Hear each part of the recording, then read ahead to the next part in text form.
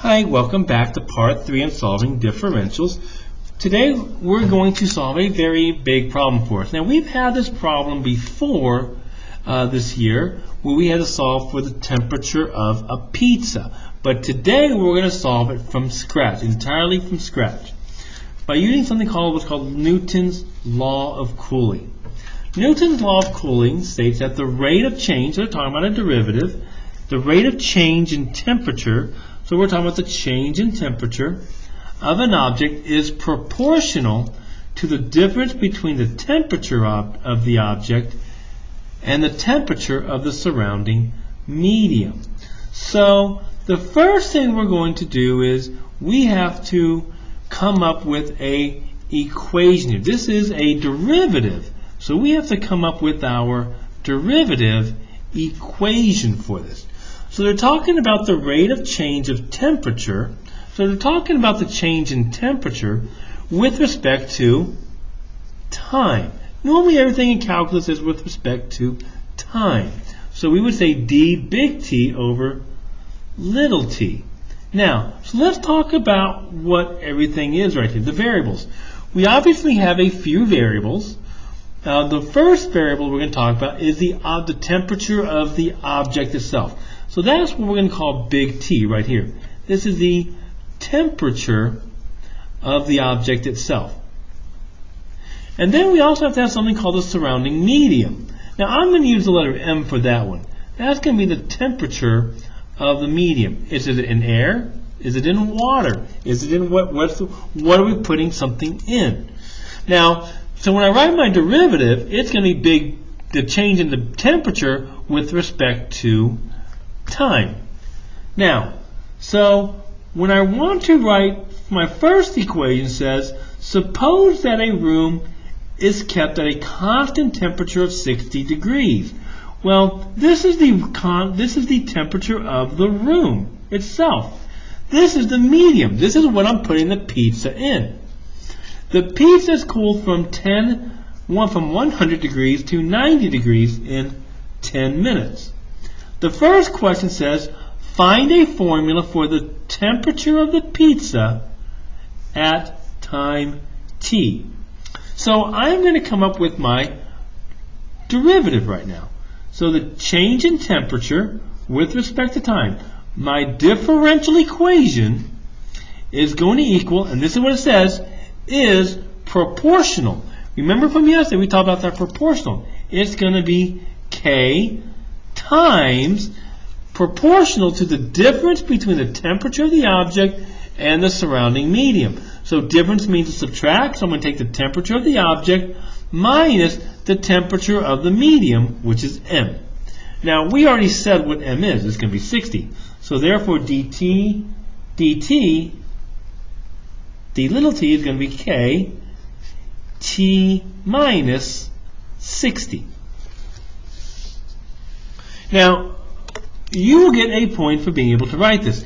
Now we're going to, of course, solve this equation. Now we've talked about how to solve this before. We're going to bring all the t's together, all the little t's together. Now there are no little t's, so that's kind of cool. We got that kind of going for us.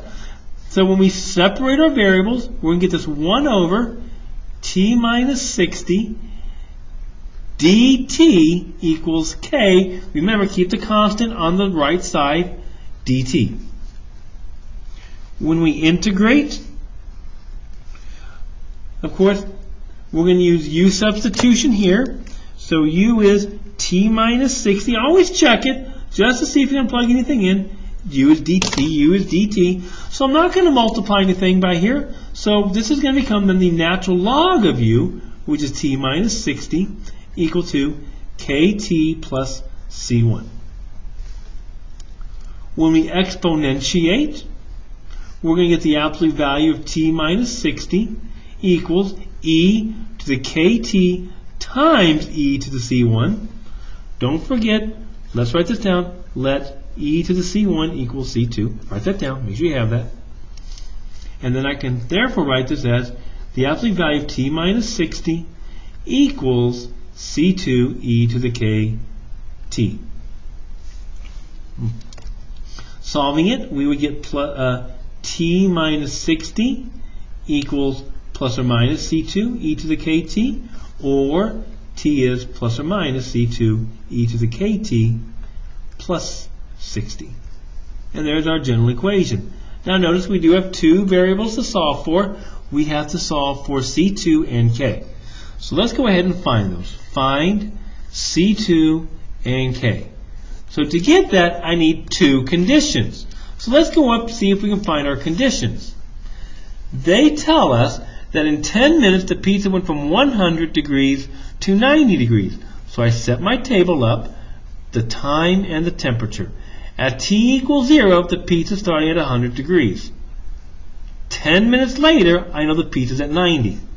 So that's my two conditions. I'm going to use those. The first one, 0, 100. Now remember, I had two options, a plus or minus. I'm going to pick the positive. So this is going to be t. We're going to use t equals the positive C2e to the kt plus 60. Plugging in, 100 equals C2. Plug in 0 for t, we get e to the 0 plus 60. Therefore, C2 is 40. So my equation now will be t equals 40 e to the kt plus 60. Now I'm not done because I still got to find k. So to find k, I'm going to use my other condition, which was this 1090. Little t is 10, big T is 90. Plugging that in, 90 equals 40 e to the kt plus 60. Solving it, we get 30 over 40, which is just 3/4 equals e to the kt. Use your natural logs. Natural log of 3/4 equals, whoops, I forgot to put my 10 in, so I should put a 10 there. That should be a 10 here, and that's going to equal 10k. And I can solve for k right now. Got my trusty calculator, solving for k. There's my last problem. We would get the natural log of 3/4 divided by 10. Put a decimal there. And I get this negative 0.0288. Go out about 4 or 5 decimal places on these. It helps out a lot.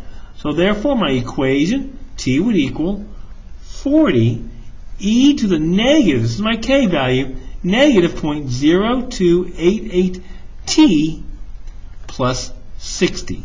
And there's my equation right there. That's all for part A. Alright, now for part B, they say, after how many minutes will the temperature of the pie be 80 degrees?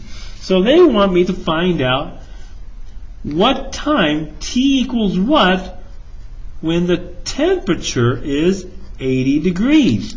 Well, I can solve that by just plugging this in. 80 equals 40 e to the negative 0.0288 t plus 60. Solving it, this becomes 20 over 40, or 1/2 equals e to the negative 0.0288 t. Taking the natural log of both sides, natural log 1/2 equals negative 0.0288 t.